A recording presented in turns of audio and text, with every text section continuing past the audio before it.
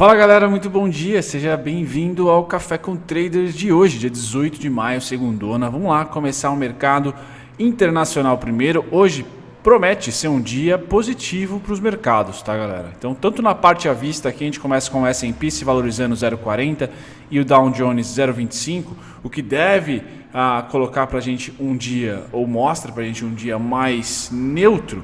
Porém, quando a gente vai para a Europa e também para os contratos futuros que já vou mostrar, não só do petróleo, mas também dos índices, a alta é mais forte. Tá? Então, Estados Unidos à vista aqui com números neutros, enquanto Europa, começando pela DAX, subindo 2,78%. Lembrando que a Alemanha é o país pioneiro aí na reabertura da economia, então Ctrl+C, Ctrl+V vai partir muito lá do país da cerveja, ou de um dos países das cervejas, né? E também Reino Unido tentando se recuperar com 2,13%, um pouquinho mais atrasado que a Alemanha, é bem verdade, mas é interessante esse movimento europeu, porque lá começou um pouquinho antes o probleminha com a crise sanitária e são eles que vão falar para a gente, ou seja, o feedback será europeu em relação a como abrir e quais as consequências de se abrir a economia. Então o mercado é muito atento para esses dois players. Depois a gente passa para a Ásia com subidas aqui de Hong Kong e Japão, subidas mais amenas, né? 0,48 para o Japão, Nikkei, e 0,58 para Hong Kong. Tá? Passando para o lado direito, aqui a gente vai para os futuros, começando para o futuro de petróleo, pancada, galera. Petróleo bruto a 31 dólares da noite para o dia, literalmente. E o Brent, eu falei que ia ficar nos 33, errei, já está no 34 dólares, quicando para o 35. Tá certo? Então abre um pouco aquela banda, né? Isso traz mais volatilidade, mas muito suporte no 27, tá? E agora a gente vai arrumar para os 35. 35 é aquele sweet spot para a principal empresa brasileira, que é a Petrobras. A partir de 35 para cima, o sorriso fica bem largo para quem exporta, tá certo? Então sim, o preço do petróleo está sendo pressionado, né? A gente fica sempre com o radar atento para a próxima reunião da OPEP, mas esse preço já começa a ser bem gratificante para os países emergentes, porque a maioria deles são exportadores e não importadores de petróleo. Legal, passamos de petróleo, vamos para minério de ferro e os metais, começando com ouro, uma subida digna de maio de 0,89%, tá? Enquanto a gente vê aqui o minério de ferro nosso batendo os 90. Tá, então muito bom para a Vale, um cenário interessante, tá? Uma exportadora que tem a sua commodity subindo em tendência de alta e tem o câmbio desvalorizado, ou seja, o dólar está altíssimo. Então ela exporta, tem a sua matéria-prima ganhando valor, tem custos em real e ganha em dólar. Me parece uma tempestade perfeita, positiva para a Vale e hoje todos os metais se valorizando. Tá? O cobre, a platina e a prata, a platina, nossa, aqui com uma variação bem positiva de 5%, tá certo? Passamos do metal, a gente vem para o agrícola, tá? Cafezão querido, já toma o meu, neutro hoje, 0,14 de alta, algodão subindo um pouquinho mais, 0,69 de alta, o mesmo para o soja, 0,69, trigo e açúcar caindo, lembrando, açúcar sempre uns 10 centavos, trigo caindo 0,75 e a gente termina com milho um pouco mais neutro hoje, 0,39 subindo. Tá? Então um dia positivo para os mercados à vista, positivo para os metais, para o setor de petróleo e neutro barra positivo para o setor agrícola em grãos. Vamos dar uma olhadinha agora nas proteínas. Legal, quem me acompanha aqui no café da semana passada e semana retrasada, eu já vinha falando para vocês que, olha, os suínos chegaram naquele ponto de equilíbrio, 67 pontos, e aí muito provavelmente vão sofrer uma retração, porém o setor frigorífico não necessariamente vai cair com essa retração brusca que pode vir dos suínos e veio mesmo, já está em 58, porque o gado de engorda e o gado em pé, né, a proteína do gado, tá, do boi, estava em alta. Então isso mostra a resiliência do setor para o momento atual, o setor de proteína animal. Enquanto os suínos chegaram aqui em uma região de 67, que era muita resistência, entre 67 e 70, já voltam para 58, o seu irmão aqui sobe e sobe forte. Tá? No caso do gado de engorda, está 124,065 de alta, e o futuros de gado em pé, mais de 3% de alta quicando aqui em 100 mil.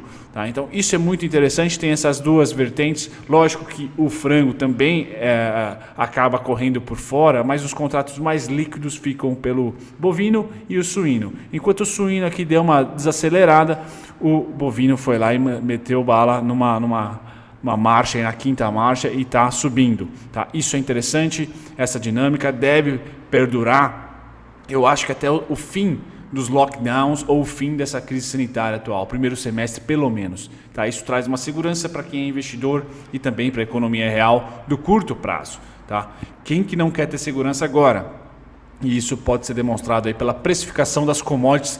Por isso, né, não só commodities de proteína, as outras também que eu acabei de mostrar para vocês, por isso o setor tem sugado liquidez dos outros. Né, aqui na Bolsa Brasileira, o setor financeiro era o grande protagonista, é ainda protagonista, mas o setor de commodities e materiais básicos tem sugado esse protagonismo pelo simples fato que o mercado mais gosta é segurança. E o setor de commodities tem essa segurança porque ainda é amarrado por materiais que são essenciais e produtos, serviços são essenciais e tem muita oferta e demanda. Então não cabe muita especulação por isso. Né? No começo do mês, eu fiquei tão horrorizado com o que aconteceu com o petróleo, que deixaram o petróleo ter uma oscilação violenta. E aqui está o resultado. Tá? A única commodity que realmente destoa, que não está sendo, entre aspas, segura, é a commodity de petróleo. Porque todas as outras têm subido com consistência ou retraído com consistência depois de uma subida. Tá? Então há movimentos mais técnicos nas commodities que não são de petróleo, de energético, petróleo, porque simplesmente houve ali um problema nos instrumentos financeiros para precificar a commodity. Porque normalmente o que se está sendo escrito na história durante 2020 é que o mercado está fugindo para o setor de materiais básicos e commodities, o que é uma decisão que não precisa, né, ter ali um diploma de astrofísica para entender. É o mais fácil, o mais tátil ali de você falar, poxa, o que as pessoas vão consumir e o que deve ser produzido ainda. Essas duas palavras, essas duas ideias formam aí a precificação dos ativos. E eu vou postar um vídeo para vocês hoje da BOVA11 em relação a ações que eu comento sobre commodities também.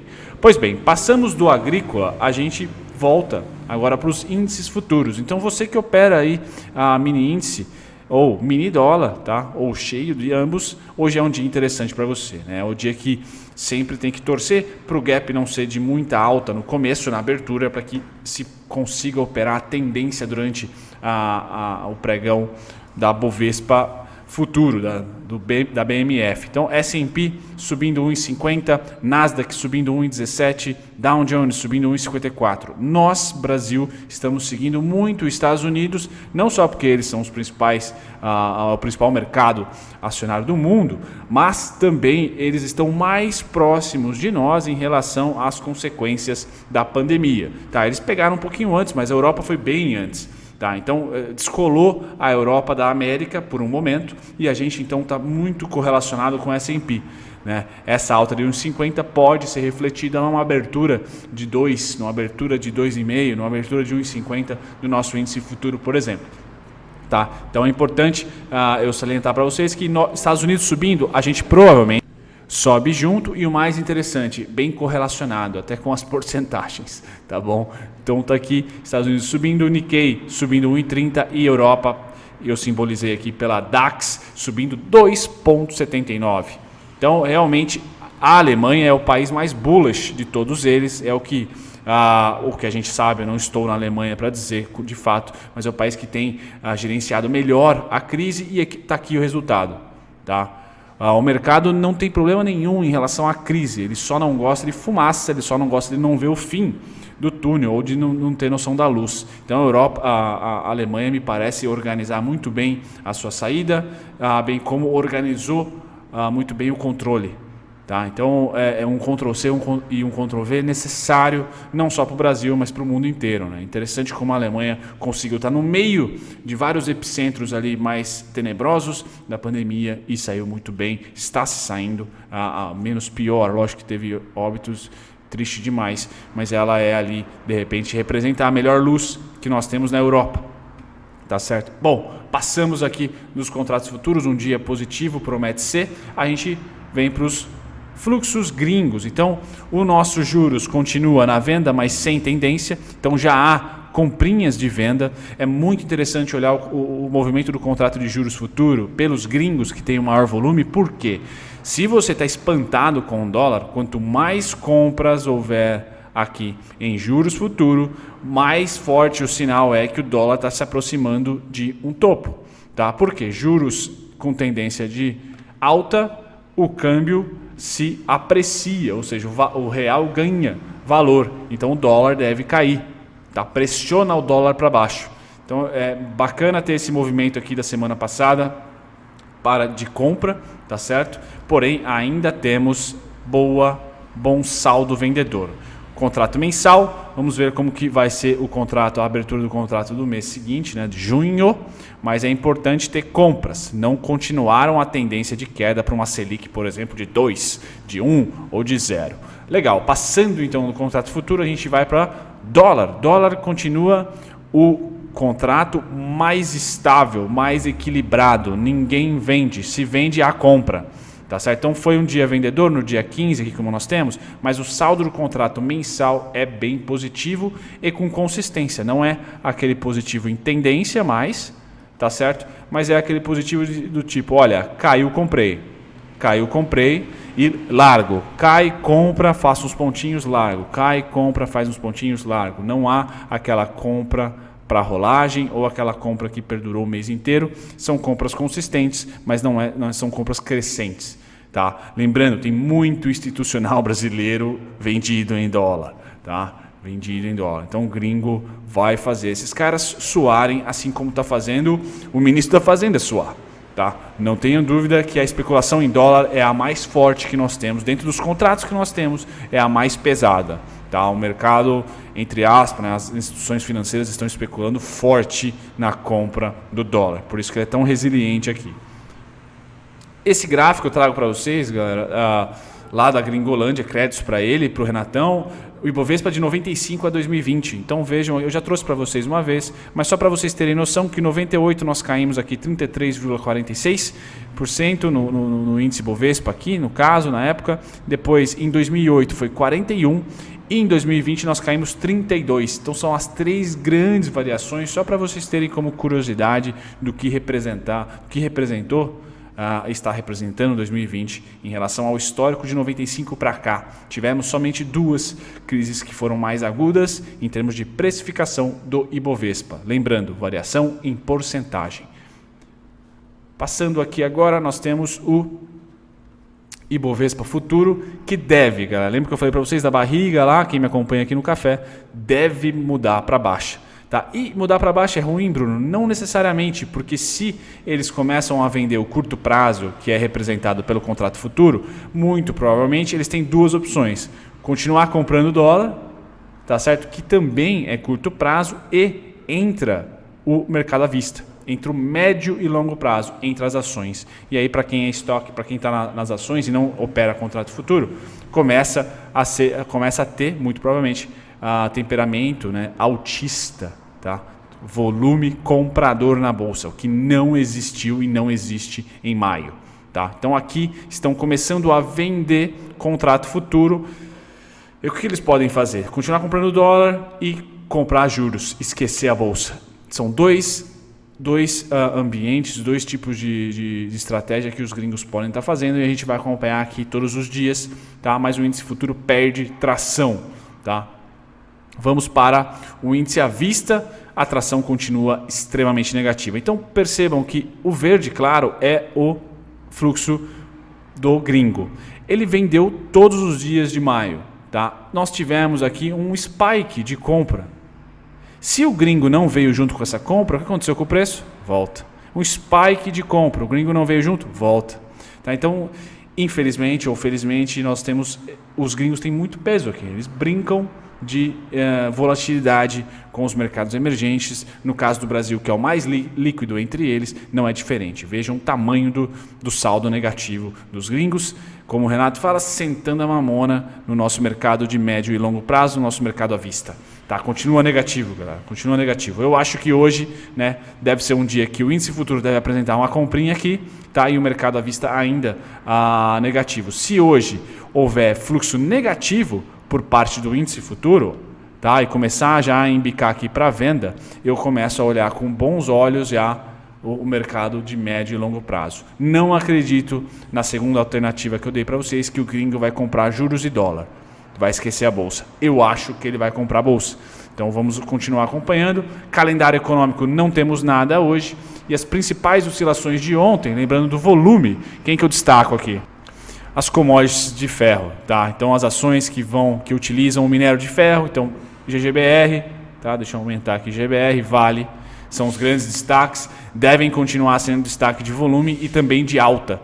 Tá certo? Não todas, obviamente, mas é assim um nicho, né? Um segmento de mercado aí que vai se beneficiar com a alta e resiliência do minério de ferro. As maiores altas, quem que eu destaco para vocês aqui?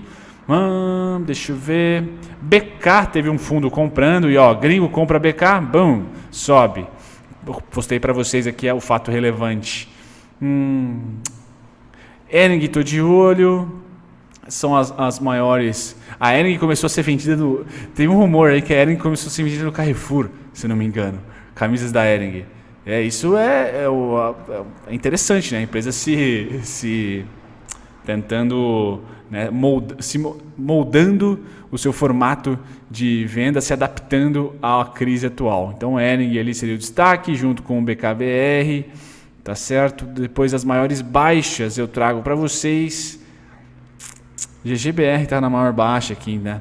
Interessante esse movimento da GGBR, mesmo com o minério de ferro nas alturas. Nenhum destaque. Tirando a GGBR aqui, é uma incógnita para mim, tá? Não esperava ela aqui. Tá interessante, vou dar uma olhadinha no movimento da GGBR para essa semana. Certo, galera? Um café que se estendeu um pouquinho mais, tá? Vejo vocês aí durante o dia e amanhã no próximo café. Amanhã eu vou estar mais...